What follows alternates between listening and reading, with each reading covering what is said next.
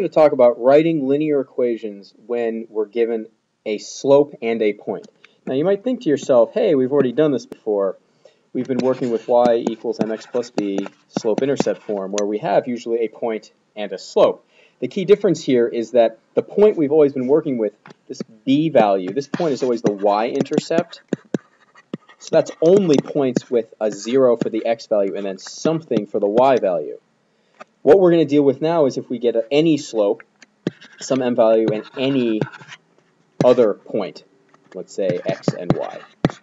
How do we do that? The x value isn't necessarily 0. It could be something else. So it's not quite as straightforward as the process was before.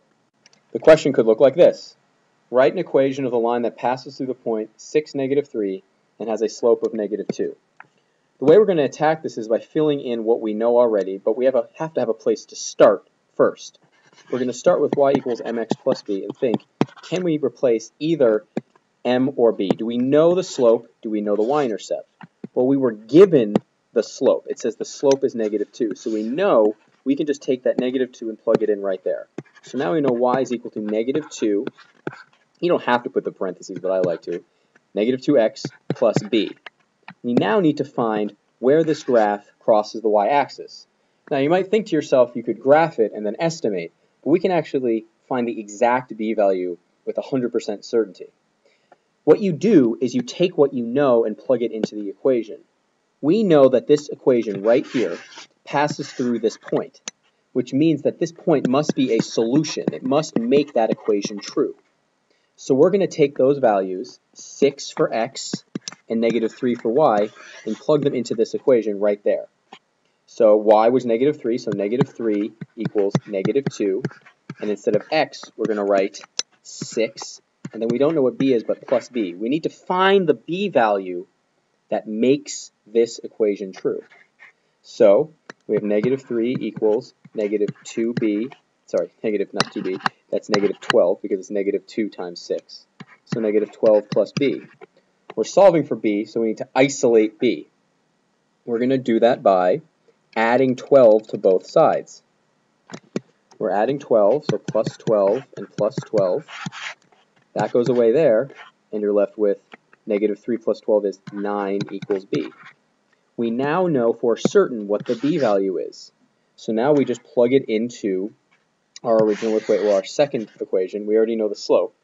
So we now know the equation is y equals -2x plus 9. There is the equation. So, to summarize, first, find the y-intercept. Substitute the slope m and the coordinates of the given point into the slope-intercept form y equals mx plus b. So you're going to plug in the known slope and then plug in your y value and your x value and solve for that b value. Solve for the y-intercept b. Then you just write the equation of the line by plugging your b value into your original equation and ending up with an equation of the form y equals mx plus b. So here's another question we could have. Two non-vertical lines are parallel if and only if they have the same slope. So parallel, you need to remember, means same slope. Write an equation of the line that is parallel to the line y equals -2/3 x minus 2 and passes through the point -2, 1. Start by writing the general slope-intercept form, and then remember, we fill in what we know already.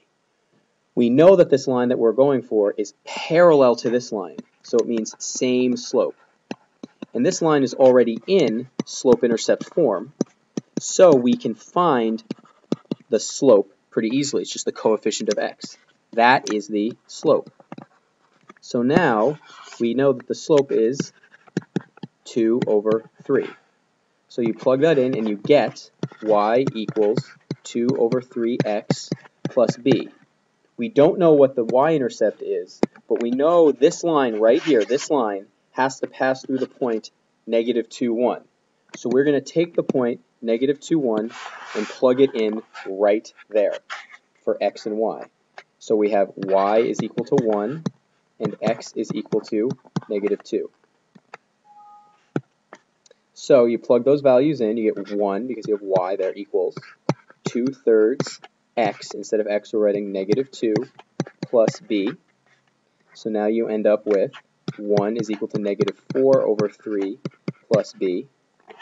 Add 4/3 to both sides. Add 4/3 to both sides. So you get 1 plus 4/3 equals b.